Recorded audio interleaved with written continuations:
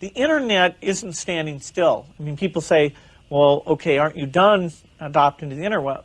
Well, the internet isn't done changing, and we're part of one of the companies that's pushing that forward. I mean, a lot of people are selling services off the internet. Do you think there's money in there are hills? Well, that's sort of a $1 trillion question in terms of the way companies are jumping in and getting very high valuations. And if anybody has an opinion about that, they can buy these stocks or short these stocks. I don't think anybody really has the answer. We know that the internet is going to help consumers. It's going to let them find products they wouldn't have found before, get better prices than they would have gotten before. The fact is that the competition here is more intense than anywhere else, because setting up a website is now just buying some boxes of software and buying a very low-cost PC server from the great companies that do that work, and boom, you're up there. You're just like everybody else. And so what those business models look like, that's in a constant state of refinement. The profit margins will be under attack just because you'll have so many entrants into the field. I've also read that you said that the internet will take longer to evolve. Is that true? Well, certainly the internet is very much at the beginning of what it can achieve. I mean, we don't have wireless devices, we don't have these tablet devices. Most homes, if they're connected at all, are using a phone dial-up, which is a little bit slow. And so, we haven't seen anything yet. People aren't incorporating it into their lifestyle, but they will. And so the rewards, the companies who really do their job right, that the rewards are out there in the future. That's partly why people have these big valuations, is because they're anticipating that some of these companies will be there when the business is 50 times what it is today. Perhaps you could explain for people what is the deal between you and the DOJ? Well, the DOJ is trying to say that when we put new features into Windows, that maybe we shouldn't be allowed to do that. One of the features we put in is support for the internet. We saw the internet coming as a fantastic thing, really in some ways a realization of the vision that we had of the information at our fingertips and all this communication.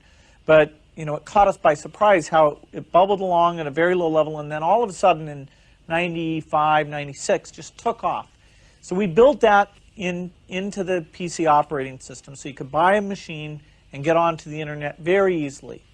And what they're saying is we shouldn't have done that innovation, that we shouldn't have integrated it in, that we should have made people buy it and install it as a separate product, that we shouldn't have brought the price for that down and just had it there as a no extra cost feature. The irony of that is pretty strong, and it's a pretty fundamental principle for us to be able to add new things into Windows, because the operating system, what people expect of it, is always changing. They'll expect speech in the future. They'll expect vision in the future. And so we're just at the beginning of what we need to do there. So we're being forced to say, although we're successful, we're allowed to innovate. So, and how did it go?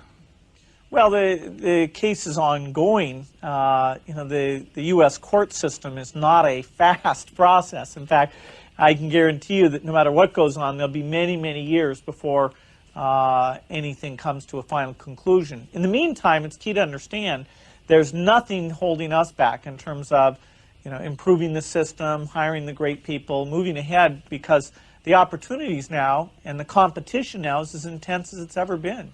In the court case itself, would you do anything different from the way you've done it already?